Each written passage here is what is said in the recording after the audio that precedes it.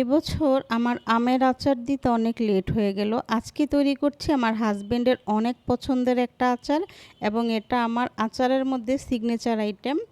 এখানে আছে গাজর, করমচা, আমড়া, আমলকি, রসুনের কোষ, আমড়ার খোসা, রোয়াইল, নাগামরিচ, শুকনা মরিচ, কাঁচা আম। আর এই যে এখানে আমি পরিমাণ মতো তেল গরম করে নিচ্ছি। তেলটা হচ্ছে একটু গরম হওয়ার পরে আমি শুকনা মরিচ দিয়ে দিয়েছি। শুকনা মরিচটা ধুয়ে নিয়েছি।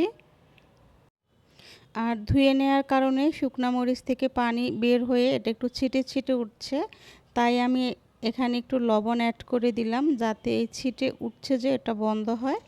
এরপরে আমি এটার মধ্যে দিয়ে দিব প্রথমে রসুন আর গাজর, এই দুইটা একটু ভেজে নিয়ে তারপরে বাকি উপকরণগুলি দিব।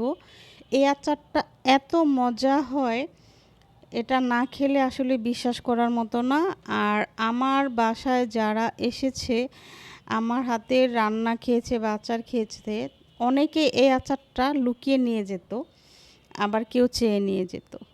যে কথা বলতে বলতে আমি এখানে আমার সবগুলো উপকরণ একে একে দিয়ে দিচ্ছি। আর এখানে আমি আমড়ার খোসাটা অ্যাড করেছি যাতে টকের পরিমাণটা বাড়ে। আর এখন আমি দিয়ে দিব আম। তার আগে আমি দিয়ে দিচ্ছি এখানে রসুন, সরিষা, একটু গোলমরিচ, হলুদ গুঁড়া।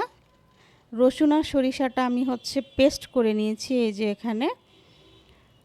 আর এটার সাথে আছে হলুদ গুঁড়া আর জিরার গুঁড়া।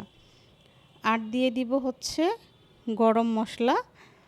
তো সব কিছু একে একে অ্যাড করে আমি খুব অল্প মশলায় আচারটা তৈরি করি, কিন্তু এটার স্মেলটা এত ভালো হয় আর খেতে এত মজা হয়। এই যে এখানে আমি সব কিছু একসাথে ভালো করে মিক্সড করে একটু ঢেকে রাখবো আর রান্না করব। এটা আমি রোদে দিচ্ছি না, রোদে দিব আচারটা কমপ্লিট হওয়ার পরে। তো এই যে এখন আমি দিয়ে দিলাম কিছু আস্ত সরিষা। এই আস্ত সরিষা আর রাঁধুনিটা যখন আচারটা রেডি হয়ে যায়, এই দুইটা জিনিস খেতে অনেক বেশি ভালো লাগে। এই যে আমার আচারটা তৈরি হয়ে যাচ্ছে, এখন ঢেকে দিয়ে রেখে দিব। যখন এটা সিদ্ধ হয়ে যাবে তখন চুলার কাজ শেষ, তারপরে রোদে শুকাবো, যেহেতু এখন বৃষ্টির সিজন। আর এছাড়াও এই সময়ের আমটাকে একটু চুলায় করলে ভালো হয়। তার মধ্যে আছে রোয়াল, করমচা, আমলকি, এগুলি থেকে পানি বের হয় যেটা রোদ কভার করতে পারে না। এই দেখুন আমার আচারটা তৈরি হয়ে গিয়েছে, এত মজা আর স্মেলটা জাস্ট ওয়াও, বলে বোঝানোর মতো না। এই রেসিপিতে আপনারাও বানাতে পারেন এই আচারটা। ভাত, বিরিয়ানি, খিচুড়ি, পোলাও, ফ্রাইড রাইস, পরোটা সব কিছুর সাথে খাওয়া যায় এই আচার।